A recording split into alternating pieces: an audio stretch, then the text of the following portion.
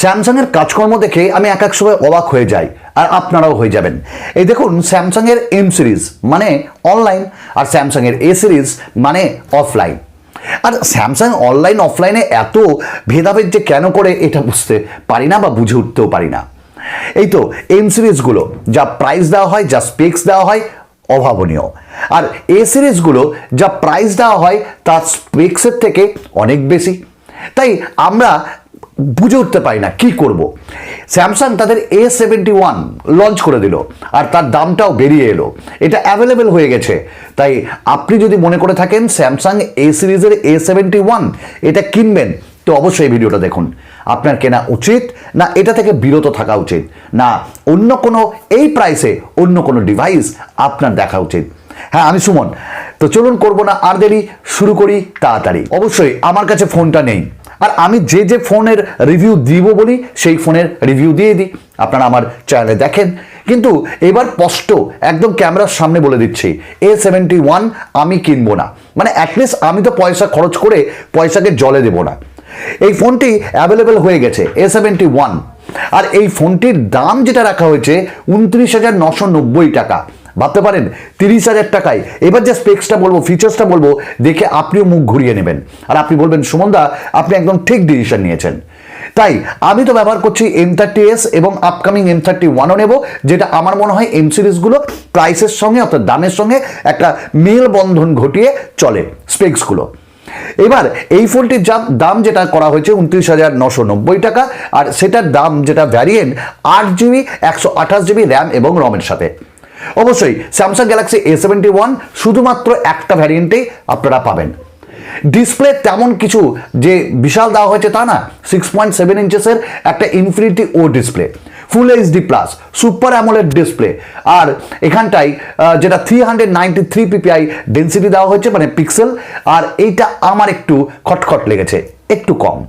শুধু তাই না, এখানে কর্নিং গোরিলা গ্লাস 3 প্রোটেকশন দেওয়া হয়েছে, আর বেজেলসগুলো বেশ কম। তবে এখানে যদি আপনার ডগমগ করেন আপনারা আনন্দে, এক্ষুনি আপনারা চুপ করে যাবেন। কারণ জানেন, এর বিল্ড কোয়ালিটি এবং ডিজাইন আপনার ভালো লাগবে না।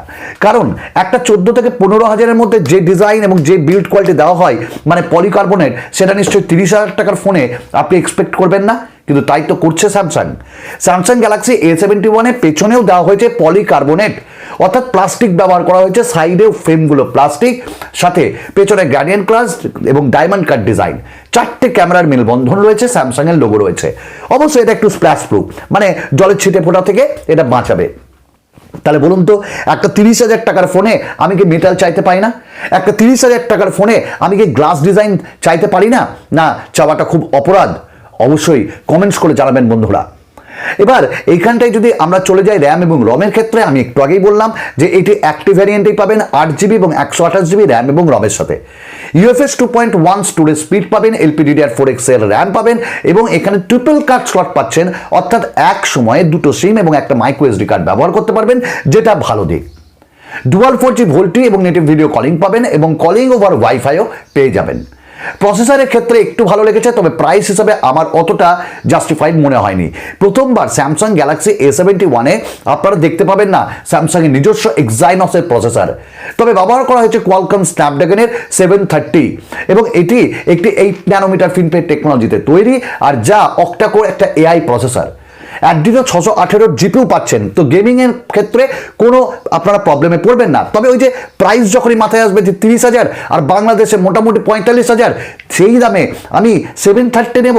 আরে এর থেকে হাফ দামে আমরা 730G পাচ্ছি রিয়েলমি X2-তে, আমরা পোকো X2-তে 730G পাচ্ছি, তাহলে কেন?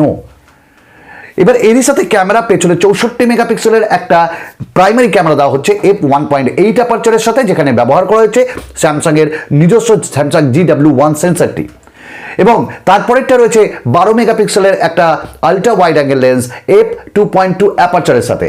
তারপর থাকছে একটা 5 মেগাপিক্সেলের সুপার ম্যাক্রো লেন্স f2.4 অ্যাপারচারের সাথে, আর একটা ডেপথ সেন্সার f2.2 অ্যাপারচারের সাথে।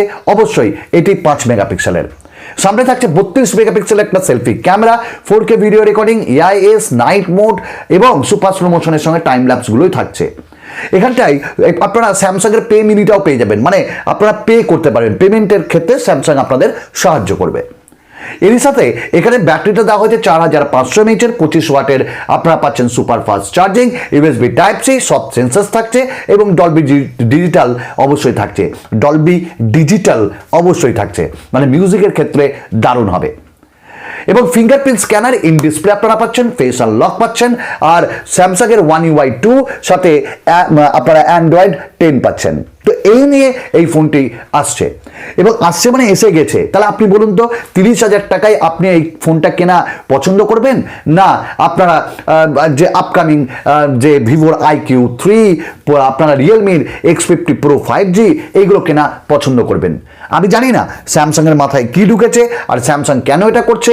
একদিকে এম সিরিজ দারুণভাবে লঞ্চ করছে, আর একদিকে এ সিরিজগুলোকে এরকম করছে। আপনাদের কমেন্টের আশায় আমি থাকলাম, আপনারা বলুন স্যামসাং এর এই ফোনটি কি যুক্তিযুক্ত মনে হচ্ছে প্রাইসের মধ্যে, বা price according to the price? আপনারাই জনক, আপনারাই জনতা, আপনারা যা বলবেন সেটাই আমি শুনবো। তবে আমি এই ফোনটি কিনছি না। তো চলুন আরেকটা নতুন ভিডিওতে আপনাদের সঙ্গে দেখা হয়ে যাবে। ততক্ষণের জন্য নমস্কার।